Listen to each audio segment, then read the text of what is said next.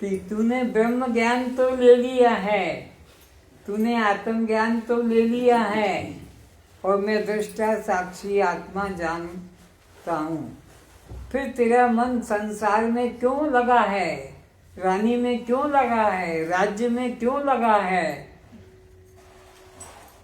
धन को संभालने में क्यों लगा है? बता।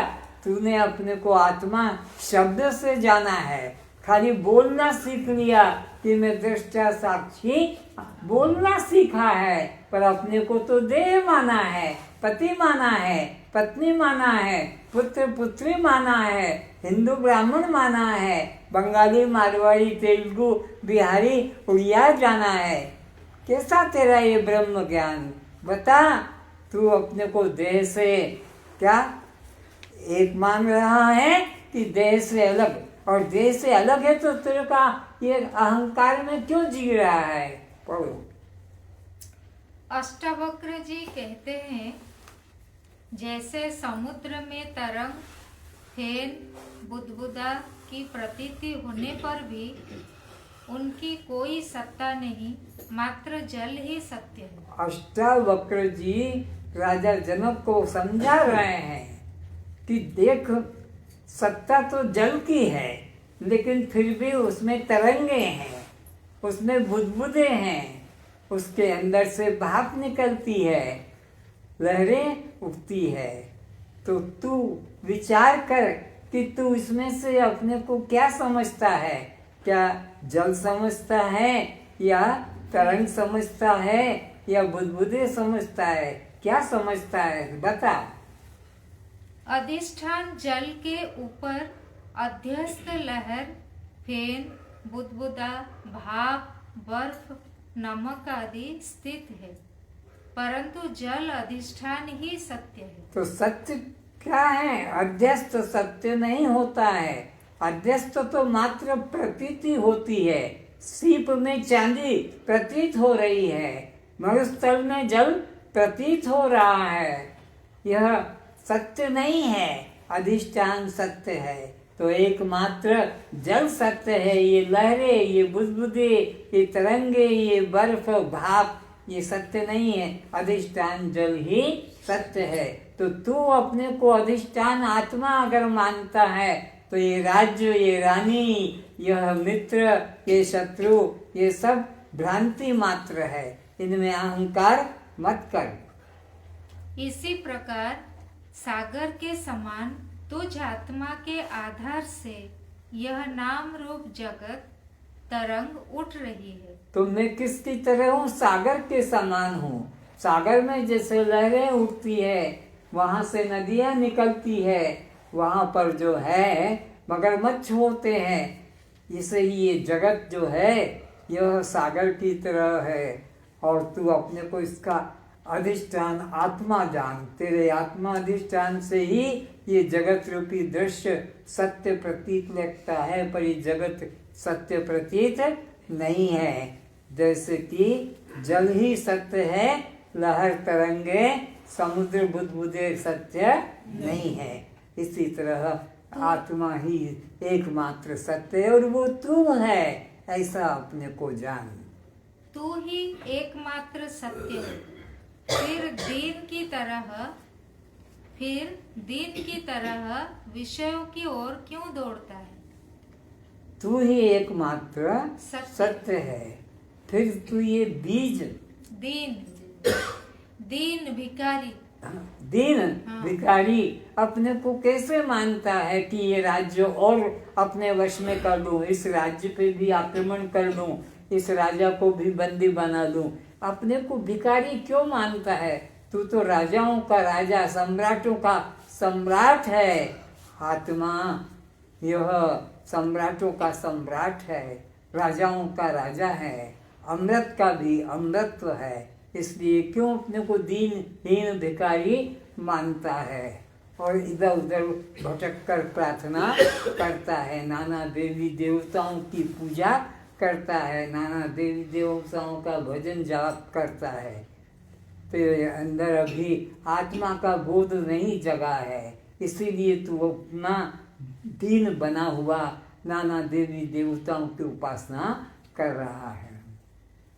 अष्टावक्र जी कहते हैं, जिसने स्वयं को आनंद रूप नहीं जाना है वही दूसरों से आनंद की चाह करता है। अष्टावक्र जी कहते हैं कि जिसने स्वयं को कि मैं अखंड आनंद स्वरूप आत्मा हूँ, मेरे को आनंद के लिए किसी पदार्थ की जरूरत, न पत्नी की जरूरत है, न पति की जरूरत है, न पुत्र की जरूरत है, न पुत्र की, और न मुझे कोई दुकान धंधा व्यापार की, और न मुझे कोई अलंकारों के जरूरत है। मैं तो आनंद स्वरूप आत्मा हूँ। ये जिसने जान लिया वो बाहर के पदार्थों में सुख की तलाश नहीं करेगा। जिससे गहरी नींद में तुम्हें न कोई पति है, न पत्नी है, न पुत्र है, न पुत्री है, न मकान है, न कोई जमीन है, न कोई नौकरी व्यापार है, गहरी नींद में, लेकिन दुख का नाम निशान नहीं। दुख किंचित भी नहीं है गहरी नींद में। और जागृत में सब कुछ संसार है, लेकिन सुख का नाम निशान भी, जागृत में सुख का नाम निशान नहीं। सब कुछ होते हुए, सब कुछ संग्रह करते हुए, लेकिन गहरी नींद में किसी की भी उपस्थिति न होने पर भी दुख का नाम नहीं। तो तू अपने को भिखारी मान रहा है, दीन मान रहा है, तू तो अपने को देह मान रहा है। अगर आत्मा जानता तो वहां तो दुख का नाम नहीं। जो स्वयं से तृप्त नहीं वही दूसरों के पास तृप्ति हेतु दीन भिखारीपन याचना करता है। कितनी सत्य बात है। जिसने अपने अखंड आनंद स्वरूप आत्मा का अनुभव नहीं किया है वही व्यक्ति दूसरों से कि ये पति सुख देगा, पत्नी सुख देगी, पुत्र सुख देगा, पुत्री सुख देगी, स्वर्ण अलंकार सुख देंगे, दुकान धंधा नौकरी सुख देंगे, जीवन निर्वाह के सहायक हो सकते हैं, पर ये आनंददायक कोई भी नहीं है। विषय भोगों एवं संसार में सुख कहाँ है? न विषयों में सुख है, न संसार के संबंधियों में सुख है, न संसार के पदार्थों में सुख है। सुख तो आत्मा है, सुख तो आनंद तो आत्मा है। उसको जान, वो तेरा असली रूप है। और जिस शरीर में तू बैठा है ये शरीर असली, ये तो जन्मने और मरने वाला है। श्री कृष्ण बता रहे हैं, अनित्यम असुखम लोकम इमम। हे अर्जुन, यह संसार सुख से रहित। भगवान श्री कृष्ण जी अर्जुन को समझा रहे हैं कि सावधान होकर सुन, सावधान हो जा। यह सब संसार दुख का सागर है, दुख रूप है, तू इसमें मत फंस पड़ो। हे अर्जुन, यह संसार सुख से रहित नाशवान है। अखंड व्यापक आत्मा का ज्ञान होने पर यह सत्ताहीन असत जड़ दुख रूप संसार की सिद्धि ही नहीं है। न असतो विद्यते भाव, न अभावो विद्यते सतः। अर्थात असत वस्तु की तो सत्ता ही नहीं है एवं सत्य का कभी अभाव नहीं होता है। असत्य वस्तु की तो कोई सत्ता ही नहीं, और सत्य का कभी अभाव नाश होता नहीं। वो सत्य वस्तु तू है, और जिस देह को मैं माना है इसकी तो सत्ता ही नहीं, ये तो नाशवान है। मैं परमात्मा ही जगत की उत्पत्ति का कारण हूँ और मेरी शक्ति से यह जड़ संसार शरीर, इंद्रिय, प्राण, मन, बुद्धि आदि काम करते हैं। तो मेरी सत्ता से ही यह जड़ संसार चल रहा है। मैं अगर ना रहूं तो सूरज को कौन कहेगा, चंद्रमा को कौन कहेगा, इन हिमालय को कौन कहेगा, दिन रात को कौन बताएगा। मैं हूं तो यह है, और मैं नहीं तो यह कुछ भी। मेरी वजह से ये सब दृश्य प्रतीत हो रहे हैं। एकमात्र मैं दृष्टा आत्मा ही सत्य हूँ, ऐसा तू निश्चय कर। और किसी दृश्य में अहंकार मत कर कि ये मिलेगा तो सुख होगा, ये मिलने से सुख मिल जाएगा, ये मिलने से, अरे इनमें कहीं सुख नहीं है, ये सब दुख का ही केंद्र है। आनंद सागर तू आत्मा है, इसमें निश्चय कर। हे जनक, जब व्यक्ति अपने से अपनी महिमा नहीं जानता है, अपने से अपनी महिमा को जानना है। तुम्हारी महिमा कोई दूसरा जनाने वाला, तुम ही अपने से अपने कि मैं दृष्टा साक्षी अखंड आत्मा हूँ, मैं आनंद स्वरूप आत्मा हूँ। अपने से अपने को जानो, दूसरे से, दूसरे की संपत्ति से, दूसरे की वस्तु से अपने को आनंद रूप जाना तो वह वस्तु नष्ट हो जाएगी, वह व्यक्ति चला जाएगा, तो तुम फिर दुख से रहित हो जाओगे। तो तुम किसी वस्तु को लेकर, व्यक्ति को लेकर अपने को आनंद रूप मत जानो, बल्कि अपने से अपने को आनंद रूप जानो। जब व्यक्ति अपने से अपनी महिमा नहीं जानता है, तभी वह अनित्य पदार्थों के प्रति श्रेष्ठ बुद्धि करता है। फिर से जब व्यक्ति अपने से अपनी महिमा नहीं जानता है, जो व्यक्ति अपनी महिमा में सच्चिदानंद आत्मा हूँ, दृष्टा आत्मा हूँ, साक्षी आत्मा हूँ, ये जब भूल जाता है और अपनी महिमा नहीं जानता, बल्कि अपने को स्त्री पुरुष दुखी दीन मानता है, तभी वह बाहर के पदार्थों को संग्रह करने की इच्छा करता है। तभी वह अनित्य पदार्थों के प्रति श्रेष्ठ बुद्धि करता है। अनित्य पदार्थ, संसार सब अनित्य है, इनमें श्रेष्ठ बुद्धि करके ये मिल जाए, ये मिल जाए, इसको पालूं, इसको पालूं, इसको नष्ट कर दूं, इसको हटा दूं, इस तरह से वह ग्रहण त्याग की बुद्धि करता है।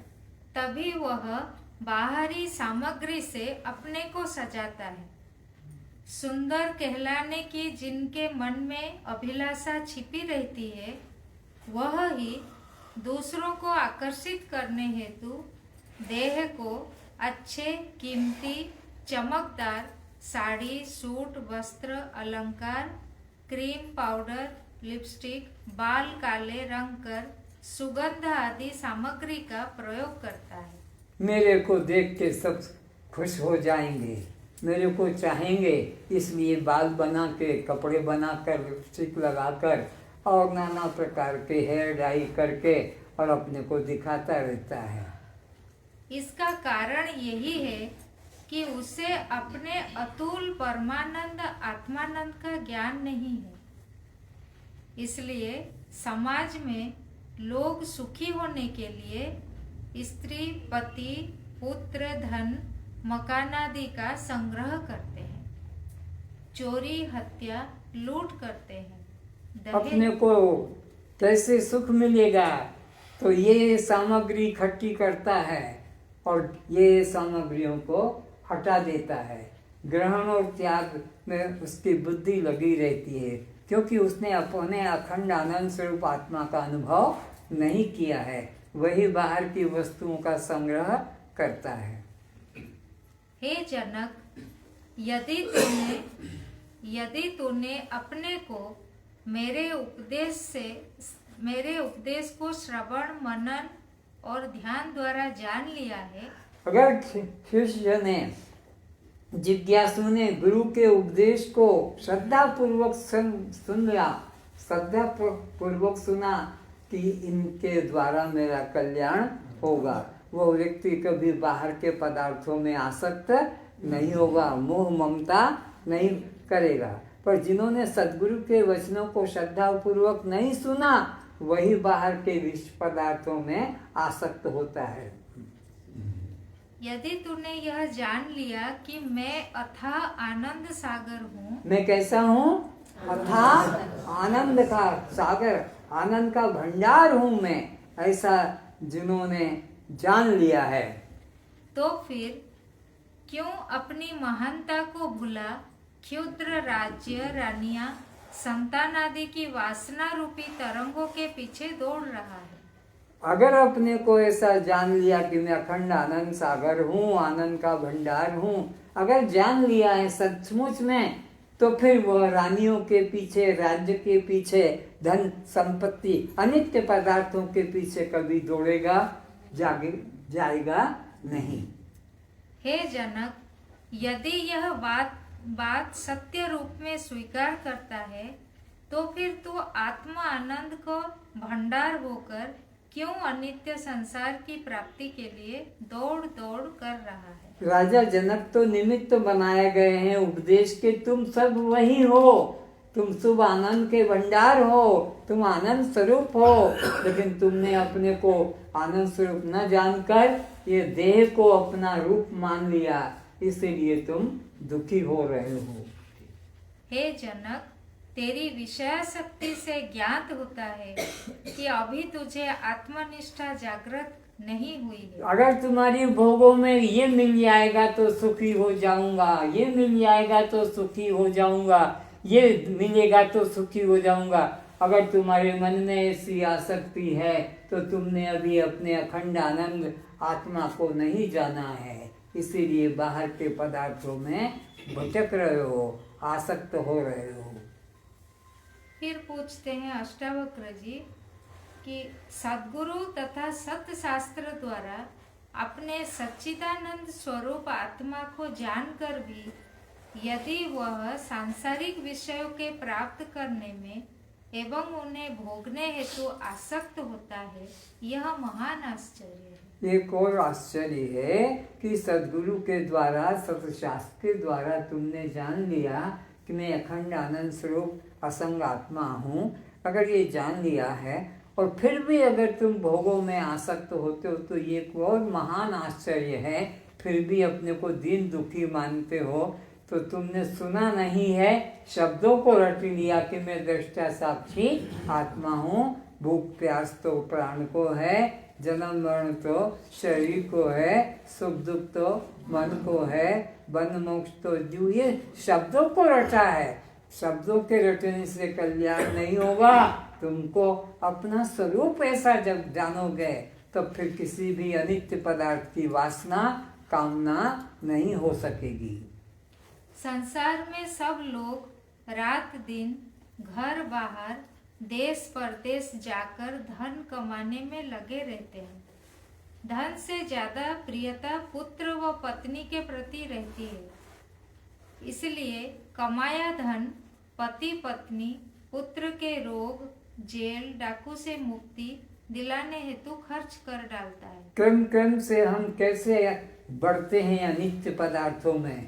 पहले माना कि धन में सुख है तो धन को कमाने के लिए पत्नी को, पिता को, पति को छोड़ के बाहर जाते हैं, और जब पता लग जाता है कि पति बीमार है, पत्नी बीमार है, बच्चा, तो वो जो धन कमाया जाता है उस धन को लेकर फिर अपने गांव में आते हैं और उनको बचाने की कोशिश करते हैं। और इसी तरह पुत्र पति पत्नी से ज्यादा अपने देह में सुख बुद्धि व प्यार रहता है। जब अपने को दर्द होगा, अपने को तकलीफ होगी, तब फिर माँ की चिंता नहीं, बाप की चिंता नहीं, बेटा बेटी की, पत्नी की, उसमें मन अपना लगाएगा कि अब अपने को मैं कैसे सुखी करूं, अपने को दुख से कैसे बचाऊं। उसके लिए डॉक्टर औषध का सहारा लेता है ताकि मैं इस रोग से मुक्त हो जाऊं।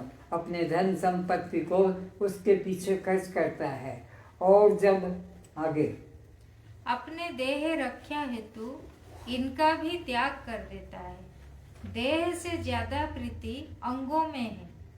देह बचाने के लिए पैर हाथ कटा लेता है। जब देखता है कि मेरे टांग में रोग, कैंसर हो गया, कि मेरे छाती में कैंसर आ गया, कि हाथ में आ गया, कि तो फिर उसको कटाने को तैयार, इसको अंग को भी काट दो।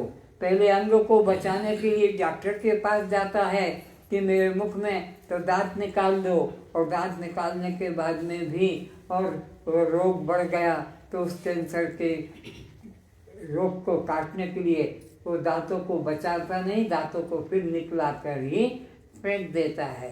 तो अपने अंगों को भी कटवा देता है कि ये अंग मेरे को दुख देगा। आगे कर्म इंद्रियों से ज्यादा ज्ञान इंद्रियों में प्रीति है।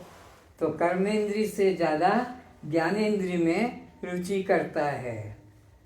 उन्हें बचाने के लिए हाथ पर प्रहार झेल लेता है। तो अपने शरीर के ऊपर भी कष्ट सहन लेता। ज्ञानेंद्रिय में ज्यादा प्यार है। ज्ञानेंद्रियों के ऊपर जब फिर मन में आ जाता है तो मन को सुखी करने के लिए अपना चेष्टा करता है, और मन में भी जब सुख नहीं मिलता है तो मन से भी सुख बुद्धि हटाकर अब तो प्राण निकल जाए तो अच्छा है, अब मेरे प्राण निकल जाए, अब प्राण को बचाने की इच्छा नहीं रहती है।